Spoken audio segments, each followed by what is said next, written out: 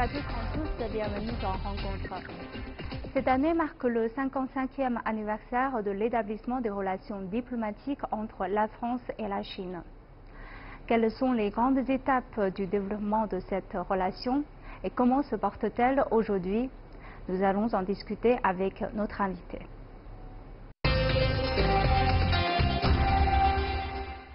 J'ai le plaisir aujourd'hui d'accueillir sur notre plateau M. Wu Zexian. Bonjour, vous êtes ancien diplomate. Bienvenue sur notre plateau.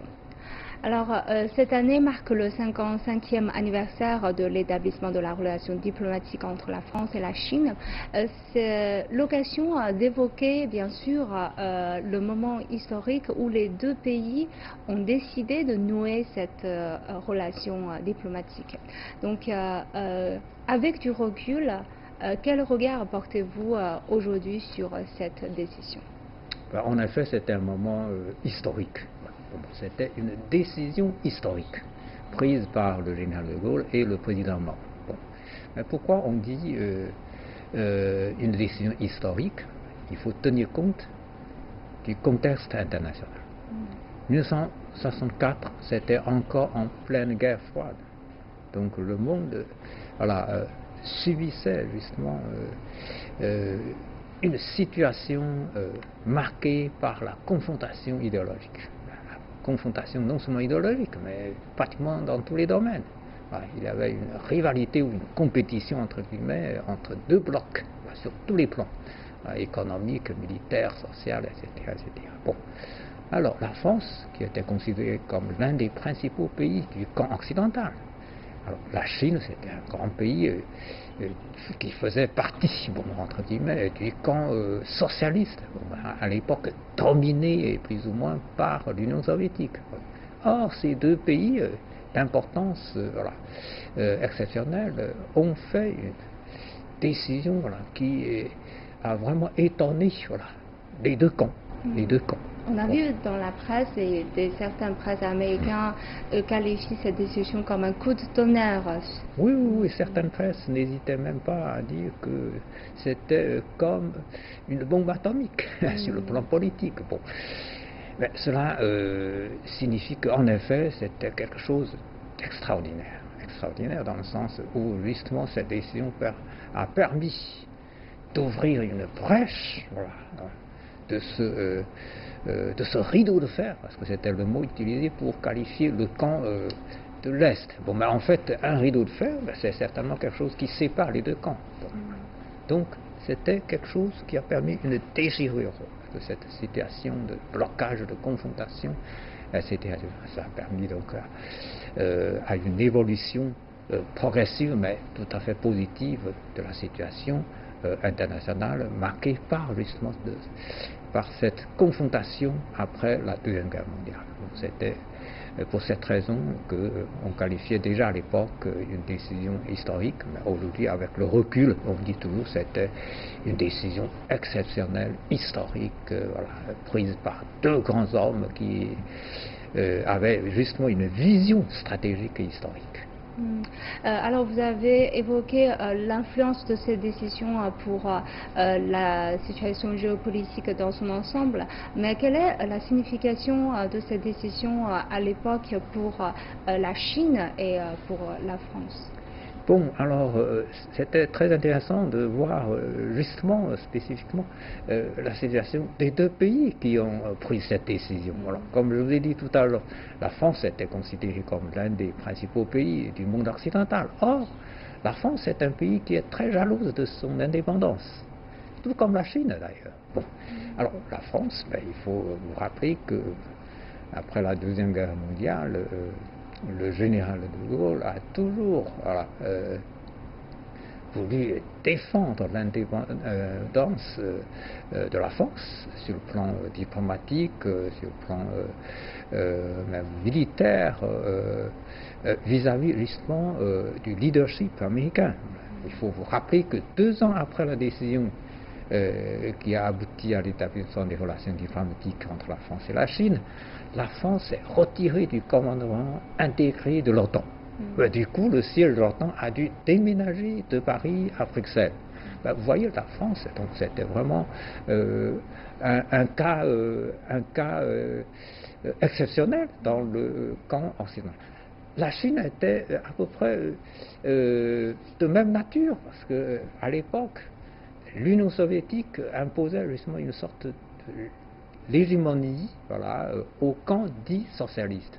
Or, la Chine était aussi très jalouse de son indépendance, la Chine. C'est pour ça qu'il y a eu ce problème de brouille entre la Chine et l'Union soviétique. Voilà, donc déjà, ça a déjà commencé vers la fin des années 50. Et puis, au début des années 60, le problème s'est aggravé. Il y a eu une lettre ouverte, voilà, publiée par l'Union soviétique de l'époque pour critiquer la position de la Chine. Et puis la Chine a répondu avec 9 articles publiés par la presse officielle, voilà, commandant justement cette lettre ouverte. Bon, c'était devenu une querelle ouverte. Bon, vous voyez, ce sont deux pays qui avaient des caractéristiques voilà, exceptionnelles. En gros, ce sont deux pays qui sont très très jaloux de leur indépendance. Voilà. Donc ceci probablement explique justement la prise de décision historique de l'établissement des relations diplomatiques. Pensez-vous que c'est un peu lié aussi à la personnalité du président de Gaulle et du président Mao, qui ont tous participé à une sorte de lutte d'indépendance dans leur propre pays? Tout à fait, tout à fait. Le général de Gaulle, tout le monde connaît. Voilà. Lui, malgré une situation militaire catastrophique au début de la Deuxième Guerre mondiale, il a eu le courage de mobiliser la France entière, la France combattante, la France libre, pour organiser la résistance à l'agression allemande. Et finalement, voilà. Il a réussi, bon, il a réussi, c'est la France qui a réussi, mais sans cet homme qui a ce courage de mobiliser l'ensemble de la population française, ça aurait été beaucoup plus difficile, à mon avis. Côté chinois, le président Mao, c'est aussi voilà, une personnalité historique. Voilà. L'histoire contemporaine de la Chine ne veut pas se passer de ce qu'il a fait. Bon, mais c'est lui qui a réussi à sortir la Chine de plus d'un siècle de misère, de l'agression étrangère, voilà, etc. etc. Bon, ce sont en effet deux grands hommes exceptionnels qui ont marqué l'histoire. Maintenant, on a discuté un peu le début de cette relation diplomatique, mais jusqu'aujourd'hui, 55 ans se sont passés. Alors, voyez-vous des grandes étapes dans le développement de cette relation? Après l'établissement des relations diplomatiques, voilà, les deux pays ont tous les deux voulu voilà, développer rapidement leur coopération. Bon, malheureusement, entre 66 et 76, la Chine a connu une période dite de révolution culturelle. Bon, les relations internationales voilà, que la Chine a entretenues avec le monde extérieur, y compris avec la France, ont été un peu perturbées. Bon, mais après cette période de révolution culturelle, tout a été repris rapidement. Entre la France et la Chine, ça marchait très très fort après la révolution culturelle. Par exemple, moi-même, j'ai été envoyé en France pour des études. Voilà, à l'époque, j'étais un étudiant. Voilà. C'est parce que le contexte a permis la reprise des échanges des étudiants, voilà, qui a été un peu interrompu pendant la période de la révolution culturelle. Et puis tous les autres aspects des relations de coopération entre les deux pays ont été observés voilà, progressivement. Par exemple, en 1977, la France et la Chine ont noué un partenariat global. C'était une grande première. Et puis, quelques années après, en 2004, ce partenariat est devenu partenariat stratégique global. Vous voyez, c'était aussi voilà, quelque chose d'exceptionnel, une grande première aussi. Voilà. Et puis, il faut savoir que dans les autres domaines, c'est-à-dire scientifiques, économiques, etc., la France et la Chine ont innové beaucoup de choses. La France est le premier pays qui a signé un accord de coopération nucléaire avec la Chine. C'est aussi le premier pays qui a signé un accord de coopération scientifique avec la Chine. Alors, Air France, c'est la première compagnie occidentale qui a assuré un vol direct, voilà, entre l'Europe et la Chine. Voilà. En 2004, voilà, je travaillais à l'époque à l'ambassade de Chine en France, là, en 2004, voilà, pour marquer le 40e anniversaire de l'établissement des relations diplomatiques. La Chine et la France ont voulu organiser des années croisées, c'est-à-dire en fait les années croisées, ça allait de 2003 jusqu'à 2005, mais c'était autour de cet événement de 2004, voilà, l'établissement des relations diplomatiques, 40e anniversaire. Bon, alors, on a fait beaucoup de choses en France, comme j'étais en France. Ben, j'ai assisté au défilé sur les Champs-Élysées des habitants de Pékin, voilà, et des artistes chinois, voilà, qui ont été voilà, présents sur les Champs-Élysées pour faire le défilé avec le costume. Et voilà, c'était un spectacle très joyeux. Il y a beaucoup de Parisiens qui ont assisté à ce spectacle. Et la Tour Eiffel a été illuminée en rouge chinois, et tandis qu'en Chine, voilà, la porte Zhenjiangmen, c'est-à-dire la porte qui se trouve au sud de la place Tiananmen, a été illuminée aussi en bleu, blanc, rouge, tricolore. Donc c'était très joyeux. On a organisé quelques 300 activités culturelles pour commémorer cet événement. Bon, vous voyez, donc entre la Chine et la France, ça marche très fort. Donc, vous voyez, 2014, voilà, encore pour marquer le 50e anniversaire des relations diplomatiques, on a organisé à peu près 700 activités culturelles pour célébrer cet événement. Bon. Donc tout se passe très très bien entre les deux pays. On voit que l'année dernière, le président français Emmanuel Macron a effectué sa première visite en Chine, et on voit que le niveau les fréquences des échanges de haut niveau se passent à un rythme assez régulier. Donc pensez-vous que cela est suffisant, ces échanges de haut niveau? En effet, les échanges de haut niveau entre les deux pays se multiplient chaque année. Bon, l'année dernière, c'est vrai, au début de l'année, c'était le président français qui est venu en Chine, mais il ne faut pas oublier que quelques mois plus tard, c'est le Premier ministre français qui est venu en Chine. Bon, vous voyez, en espace de 6 mois, voilà, les dirigeants du plus haut niveau de la France sont venus en Chine pour des visites officielles, et côté chinois aussi, il y a des dirigeants de haut niveau qui se rendent en France. Et puis, tout récemment, le mois dernier, le président chinois M. Xi Jinping et le président français M. Macron se sont rencontrés en Argentine dans le cadre en marge du G20. Voilà, ils ont parlé encore des dossiers bilatéraux, ils ont évoqué des dossiers internationaux, etc. Donc, il y a beaucoup de contacts du plus haut niveau entre les deux pays. Ceci aboutit évidemment à des résultats très concrets. Les dirigeants ne sont pas là pour bavarder, mais pour pousser des dossiers de coopération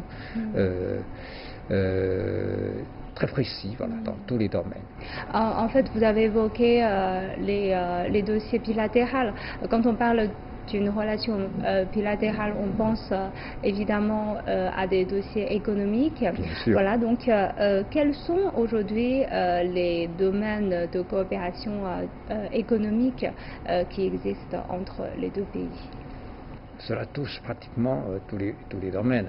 La France, vous savez, c'est un grand partenaire commercial de la Chine en Europe. Voilà. Aujourd'hui, le volume des échanges commerciaux entre les deux pays s'élève à plus de 54 milliards de dollars. Ça signifie une augmentation de plus de 15% par rapport à l'année précédente. Voilà. Donc, et l'importation de la Chine des produits français a augmenté pratiquement de 20%.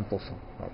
Et l'exportation des produits chinois vers la France a augmenté aussi de 12% à peu près. Donc vous voyez, c'est un commerce assez équilibré. Quels sont selon vous les secteurs qui sont plus prometteurs dans l'avenir pour la coopération économique entre les deux pays. Comme il y a déjà une base solide de coopération entre les deux pays, tous les secteurs sont très prometteurs, et surtout les secteurs traditionnels de coopération où il existe encore beaucoup de potentialités de développement pour fouiller encore davantage des projets. Voilà. Le secteur environnemental, par exemple, les deux pays attachent tous les deux à la coopération sur le plan environnemental. Bon.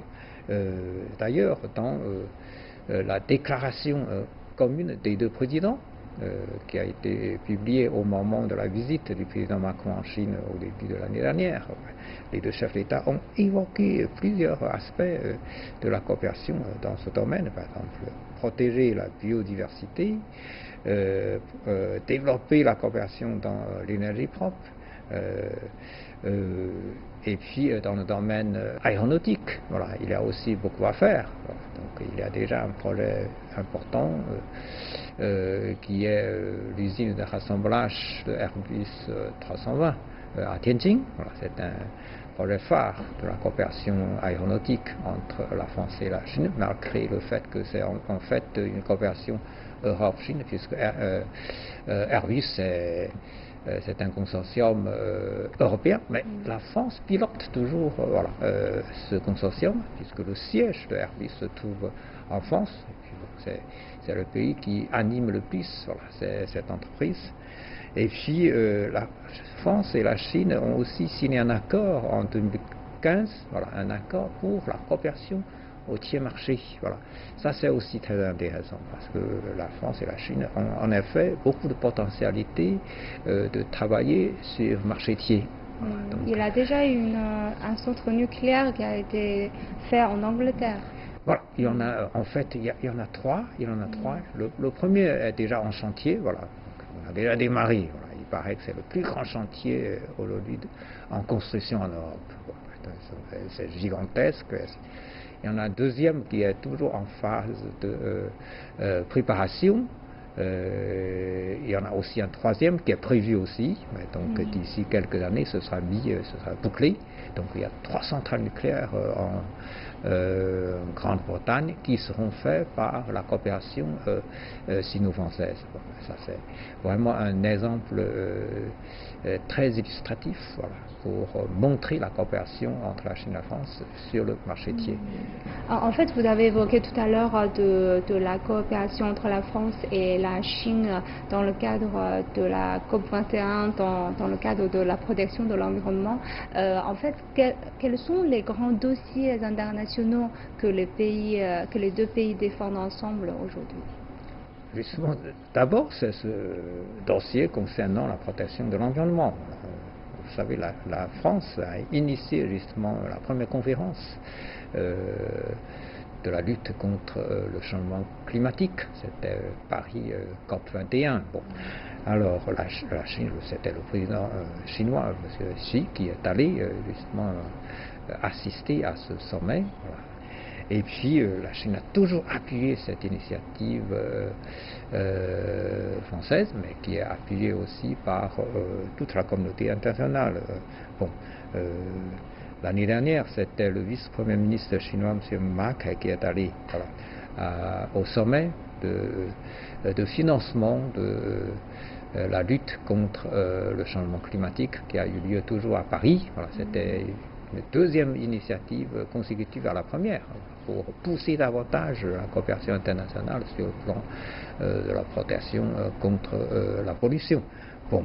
Et puis très récemment, toujours dans le cadre du G20, en marge du G20, alors la France, la Chine et les Nations Unies, voilà, les 3 parties ont publié un communiqué conjoint pour manifester la volonté commune des 3 parties de pousser davantage cette coopération dans le domaine de protection environnementale et pour lancer un nouvel appel à la communauté internationale de continuer les efforts. Voilà. Le contexte était était voilà, très évident parce que les États-Unis se sont retirés de cet accord de Paris. Alors, à ce moment-là, il était absolument nécessaire que les autres pays responsables voilà, jouent leur rôle de mobilisation pour que voilà, le reste de la communauté internationale ne soit pas déçu.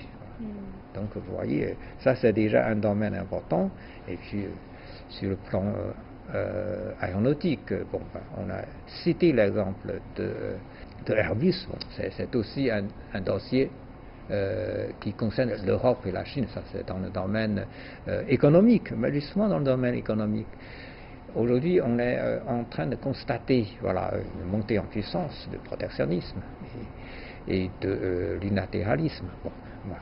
La France et la Chine, justement, ont intérêt à défendre, justement, tous les deux, le multilatéralisme. Bon, c'est ce que la Chine et la France ont déclaré au moment de la rencontre du mois dernier voilà, entre les deux chefs d'État.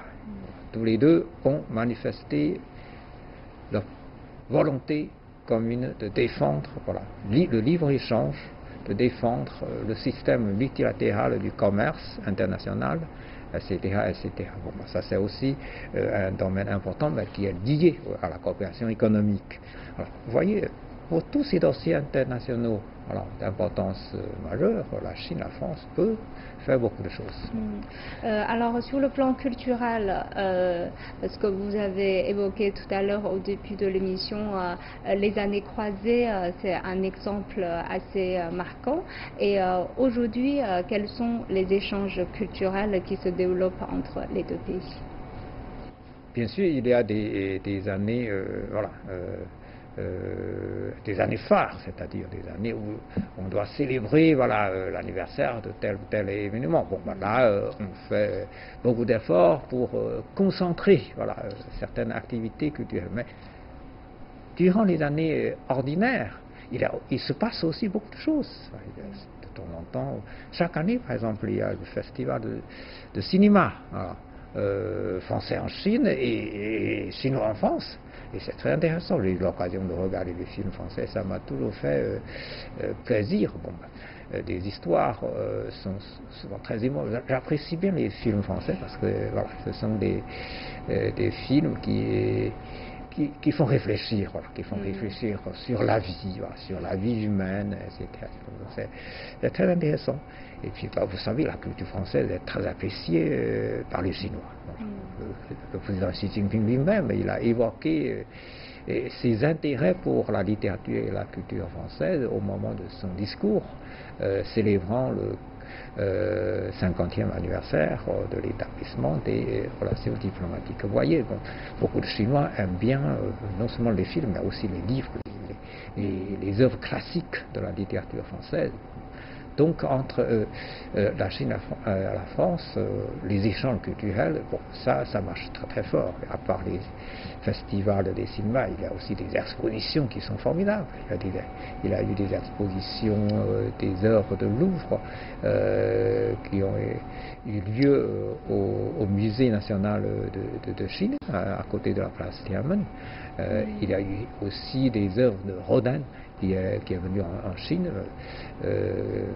non seulement exposé à Pékin, mais aussi à Shanghai, à Chongqing, je crois. Bon, ça a été apprécié. Mais vous avez travaillé en France.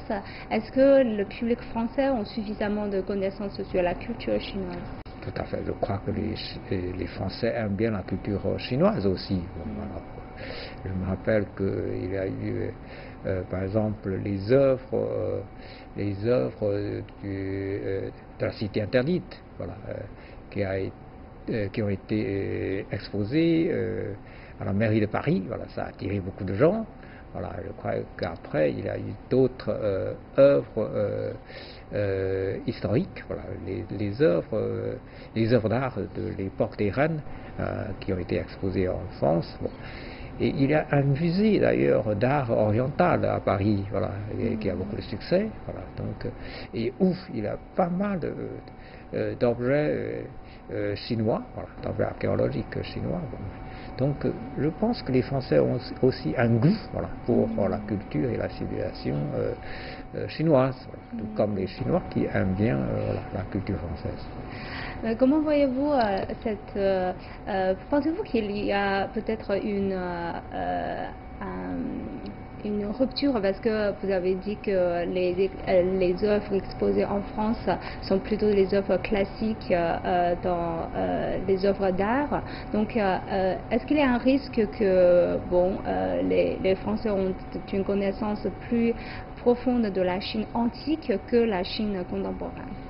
Bon, je pense qu'avec le tourisme qui se développe, les jeunes générations voilà, connaissent de mieux en mieux la Chine contemporaine. Voilà. Chaque année, il y a à peu près 500 000 touristes français qui viennent.